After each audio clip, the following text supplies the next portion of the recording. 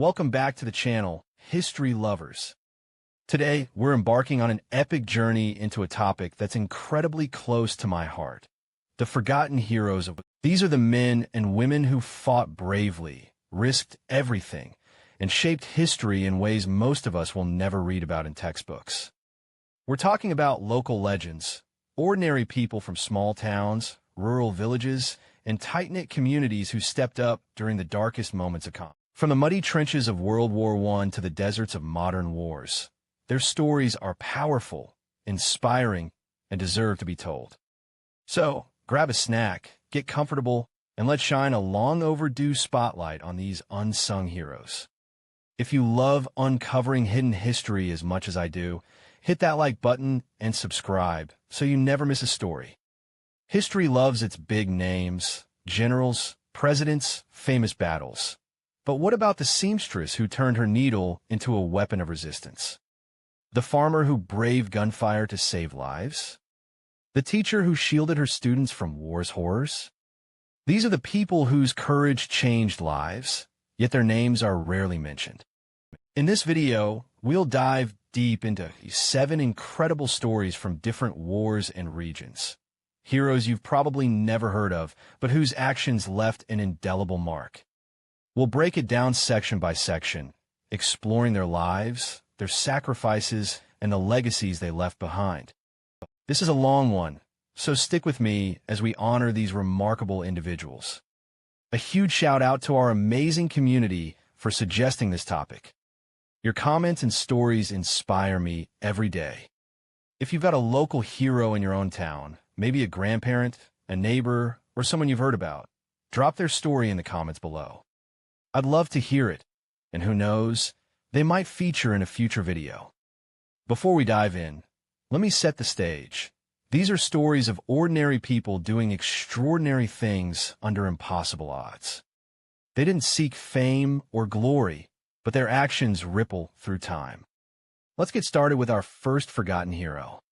Our first story takes us to a small village in Belgium, 1914, in the early days of World War I. Meet Marie Du Bois, not her real name, because she used a pseudonym to protect her family. Marie was a 32-year-old seamstress, a widow raising 2 young children, aged 7 and 9, in a quiet village that was about to be turned upside down. When the German army marched in, occupying her home and turning it into a supply hub, life changed overnight. History books focus on the generals, the trenches, and the treaties, but Marie's story is a testament to how ordinary people can rise to extraordinary challenges. Her village was strategically important, a key route for German supplies moving to the front lines. Food was scarce, homes were requisitioned to house soldiers, and fear hung over the community like a dark cloud. Marie could have kept her head down, focused on keeping her children fed, and avoided trouble. But something inside her refused to stay silent. She noticed the Germans were using the village church, not just for services, but as a storage depot for ammunition, rifles, and supplies. This was a violation of everything her community held sacred, and it sparked a fire in her. Marie began passing information to the Belgian resistance. She'd sew tiny notes detailing troop movements, supply schedules, and ammunition counts into the hems of dresses she made for German officers' wives. These weren't elaborate espionage tools, just scraps of paper and thread. But her ingenuity was staggering. She had no training, no code books, no spy's gadgets from some secret agency. Just her sewing needle and an unshakable resolve. Her intelligence helped Allied forces disrupt German supply lines, weakening their hold on the region and saving countless lives. This work was fraught with danger. One evening, a German officer noticed a loose stitch in his wife's dress and questioned Marie aggressively.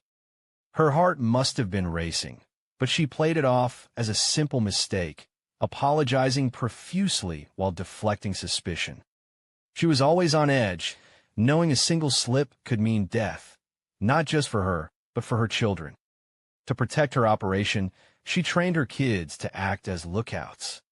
They'd whistle specific tunes, blending into the village's everyday sounds to warn her of approaching soldiers. Imagine the weight on those young shoulders, yet they carried it with the same courage as their mother. By 1916, Marie's information had become critical. Her notes helped the Allies plan a counteroffensive that pushed back German forces in the region. But espionage is a dangerous game, and in 1917, a traitor within the resistance betrayed her. Marie was arrested, her home searched, and she faced execution. During her interrogation, she never broke, refusing to give up names or details. Miraculously, a young German guard, moved by her story as a mother, helped her escape to France under the cover of night. She fled with nothing but her children and the clothes on their backs. After the war ended in 1918, Marie returned to her village. She resumed her quiet life, sewing dresses and raising her kids, never speaking of her heroism. She passed away in 1932, her story nearly lost to time. It was only decades later, when a local historian uncovered her coded letters hidden in an old trunk, that her grandchildren learned the truth. Today, a small plaque stands in her village, but no major history book mentions. Marie Du Bois was a hero who turned a needle into a weapon, and her story deserves to live on. Now, let's journey to North Africa in 1942 during the Second World War. Meet Ibrahim Hassan, a Bedouin medic who became a legend among Allied troops in the deserts of Egypt and Libya. Ibrahim was born into a nomadic Bedouin tribe, with no formal education but a wealth of knowledge about herbal medicine, passed down through generations. When the North African campaign exploded, with Rommel's Afrika Korps clashing against the Allies, Ibrahim's world was caught in the crossfire. He could have stayed neutral, continuing his nomadic life, but his compassion drove him to act. The desert was a brutal battlefield. Scorching days, freezing nights, and relentless fighting left soldiers wounded, dehydrated, and stranded. Ibrahim, riding his camel and carrying a makeshift medical kit of herbs, bandages, and precious water, began searching for those in need. He didn't care about sides. He treated British, Australian, and even German soldiers, believing every life was worth saving. His intimate knowledge of the desert allowed him to navigate minefields, avoid patrols, and find hidden wadis where wounded men lay dying. One story from the Battle of El Alamein in 1942 stands out. Ibrahim came across a group of Australian soldiers pinned down in a dry riverbed, surrounded by enemy fire. Bullets whizzed overhead, but Ibrahim stayed calm. He used a hidden desert route, known only to his tribe, to guide the men to an Allied field hospital. He carried one soldier, too injured to walk, across miles of sand under the blazing sun. The Australians called him the Desert Angel, a name that spread among the troops. His actions saved dozens of lives, but Ibrahim never sought praise, saying it was his duty to help those in pain. His work wasn't without sacrifice. In 1943, Italian forces captured him, suspecting he was aiding the Allies. They interrogated him for weeks, demanding he reveal his routes and contacts. Ibrahim stayed silent, enduring harsh conditions. During a sandstorm, he escaped, vanishing into the desert he knew so well. He continued his mission until the campaign ended, saving countless lives with his herbs and courage. After the war, Ibrahim returned to his nomadic life, herding goats and living simply. He never spoke of his deeds, and his story might have faded if not for surviving soldiers who shared it years later. His tribe honors him through oral stories, but there's no statue, no textbook chapter, just the gratitude of those he saved. Ibrahim's life shows that heroism doesn't need recognition. It thrives in the quiet, selfless acts that change the world. Let's travel to Spain, 1937, during the Spanish Civil War. This conflict tore communities apart, and one forgotten hero was Elena Morales, a 28-year-old schoolteacher in a small Andalusian village.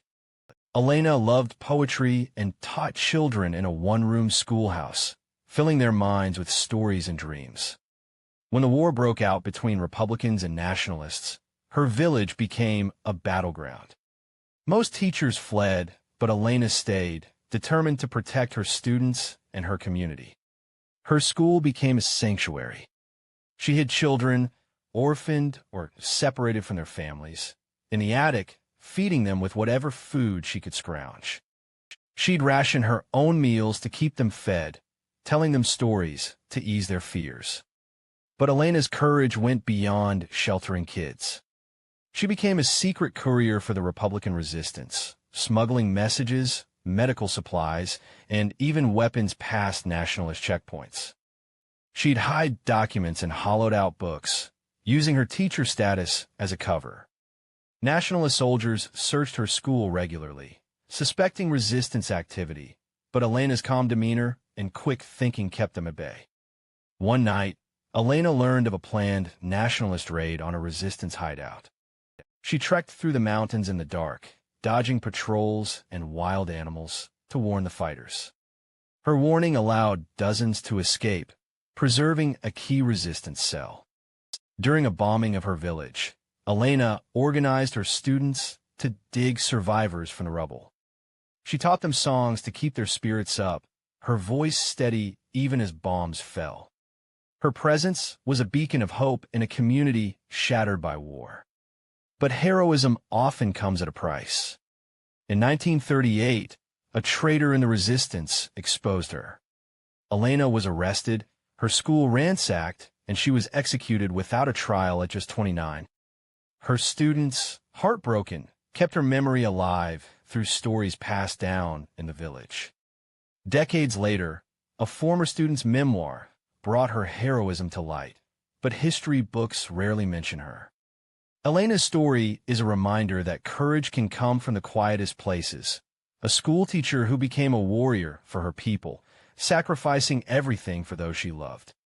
Fast forward to 1951, during the Korean War. Meet Park Ji-hoon, a 24-year-old fisherman from a coastal village in South Korea. When the North Korean army invaded, his village was caught in the crossfire. Most young men were drafted or fled, but Park stayed behind. Years earlier, a missionary had taught him basic radio skills, and that knowledge would turn him into one of the war's unsung heroes. Park found an old radio set in a wrecked military outpost and taught himself to use it. He began intercepting North Korean communications, picking up details about troop movements, supply routes, and planned attacks. His village, near a key coastal road, gave him a perfect vantage point. He'd hide the radio in his fishing boat, pretending to mend nets while listening to enemy chatter. The information he passed to South Korean and UN forces helped them disrupt supply lines, avoid ambushes, and save countless lives. One critical moment came during the Battle of Incheon in 1950. Park overheard plans for a North Korean counterattack, and knew time was running out. He traveled 20 miles on foot through enemy territory, dodging patrols and hiding in ditches to deliver the warning to a UN outpost. His information allowed the Allies to reinforce their position, helping secure a pivotal victory. But Park's life was a constant gamble. North Korean patrols suspected a spy in the area and searched his village repeatedly. Once, he hid in a fish barrel for hours, the stench masking his presence as soldiers rummaged nearby. Park continued his secret work until the armistice in 1953. After the war, he returned to fishing, never boasting about his role. His story only emerged when a UN soldier, grateful for his help, tracked him down years later to express his thanks. Park died in 1989, with only a small plaque in his village to mark his bravery. His ingenuity and courage show how one person, armed with nothing but determination, can change the course of a war. Now, let's move to 1991, during the Gulf. Meet Fatima Al-Sayed, a 30-year-old nurse from a small town in Kuwait. When Iraq invaded, her town was occupied, and hospitals were overwhelmed with the wounded. Fatima, who worked at a local clinic, could have fled with her family to safety. Instead, she stayed to help, treating civilians, soldiers, and anyone in need, regardless of their allegiance. Fatima turned her clinic into an underground hospital, operating in secret to avoid Iraqi patrols. She scavenged medical supplies from abandoned buildings, and when drugs ran out, she used homemade remedies based on her grandmother's recipes. She delivered babies in candlelit rooms, stitched wounds with makeshift tools, and comforted the dying, all while dodging danger. One night, she found a group of coalition soldiers trapped in a bombed-out building. Using her knowledge of the town's back alleys, she guided them to safety, navigating past enemy checkpoints under the cover of darkness. Her most daring act came during the liberation of Kuwait in 1991. As Iraqi forces retreated, burning oil fields and looting towns, Fatima learned of a group of civilians hiding in a school, surrounded by enemy troops. She organized a risky rescue, using her nurse's uniform to bluff her way past checkpoints, claiming she was delivering medical aid. She led the civilians to safety, but during the escape, she was shot in the leg and nearly bled out. Her quick thinking and determination saved dozens of lives. After the war, Fatima continued nursing, never seeking recognition. Her town called her Kuwait's Nightingale, but the wider world barely noticed her story. She passed away in 2010, remembered by her community as a beacon of hope. Fatima's life proves that heroes don't need fame. They just need heart and the will to act when others turn away. Let's head to Vietnam, 1968, during the Vietnam War. Meet Nguyen Thi Lan, a 26-year-old factory worker in a small village near Hanoi. When the war escalated, with American airstrikes pounding the north, Nguyen's village was in the line of fire. She worked in a textile factory, but her life took a dramatic turn when she became a volunteer air raid spotter. Nguyen had no military training, but she had sharp eyes and a fearless spirit. She'd climb to the roof of her factory at night, scanning the skies for American planes. When she spotted them, she'd sound a makeshift alarm, a metal gong, alerting villagers to take cover in bunkers. Her warnings saved countless lives, but she didn't stop there.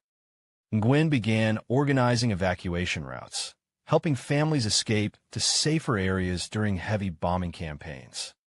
She'd carry children on her back, guide the elderly through rice paddies, and even drag wounded neighbors to safety. One unforgettable moment came during the Tet Offensive. Her village was caught in a fierce ground battle, with North Vietnamese and Viet Cong forces clashing against American troops.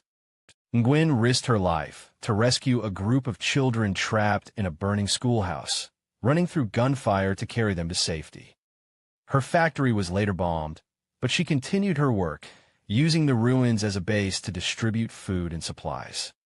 Nguyen's actions didn't go unnoticed by her village, but the war's chaos meant her story was buried. She survived arrest by South Vietnamese forces who suspected her of aiding the North, but her quick wit and innocent demeanor saved her. After the war, Nguyen rebuilt her life, working in the same factory until her death in 1995. Her story surfaced through village elders' tales, but no history book mentions her. Nguyen's courage shows that even in the chaos of war, one person's determination can light the way for others. Finally, let's move to Afghanistan, 2004, during the war in Afghanistan. Meet Ahmad Zaki, a 35-year-old mechanic from a small village near Kandahar. When coalition forces arrived to fight the Taliban, Ahmad's village became a hotspot for conflict. As a mechanic, he fixed trucks and farm equipment, but his skills soon made him a vital asset to his community. Ahmad began repairing damaged vehicles for coalition forces, not out of politics, but to keep his village's supply lines open. He'd work under the cover of night, fixing jeeps and generators in a makeshift garage to avoid Taliban attacks. But his real heroism came in his secret missions. Ahmad started smuggling medical supplies and food to families trapped in Taliban-controlled areas, using his mechanical knowledge to rig old trucks to evade detection. One daring act came in 2005, when Ahmad learned of a group of civilians stranded in a valley under Taliban siege. He modified a broken-down truck to look abandoned, hiding supplies and people inside, and drove through enemy lines to deliver them to a coalition outpost. His knowledge of the terrain and quick thinking saved dozens of lives. Ahmad faced constant threats. Taliban fighters raided his village, suspecting his involvement, but he hid his activities behind his mechanic's work. After the coalition withdrew, Ahmad continued helping his community, repairing infrastructure destroyed by years of war. He died in 2018, never seeking recognition. His story lives on through his village, but the world barely knows his name. Ahmad's life shows that heroism can be as practical as a wrench and as profound as risking everything for others. These 7 stories, Marie, Ibrahim, Elena, Park, Fatima, Nguyen, and Ahmad, are just a fraction of the countless local heroes history overlooks. From a seamstress hiding secrets and stitches to a mechanic smuggling supplies through enemy lines, they prove that heroism isn't about fame, medals, or grand gestures. It's about doing what's right when the world's falling apart, even if no one ever knows. These forgotten heroes remind us that every community has its legends, their stories tucked away in family tales, village memories, or dusty letters waiting to be found. Their courage inspires me deeply, and I hope it inspires you too. They faced impossible odds, war, betrayal, fear, and still chose to act, not for glory, but because it was the right thing to do. If you know a local hero in your own town, maybe a grandparent who served quietly, a neighbor who risked everything, or a story passed down in your family, share in the comments. I'd love to hear it, and it might inspire our next video. Let's keep these stories alive together, ensuring these heroes get the recognition they deserve. If this video moved you, give it a thumbs up, share it with a friend, and hit that subscribe button for more hidden history. These stories aren't just about the past. They're about what we're capable of when the stakes are highest. They remind us that heroism lives in all of us, waiting for the moment to shine. Until next time, stay curious, keep exploring, and let's honor the heroes history forgot.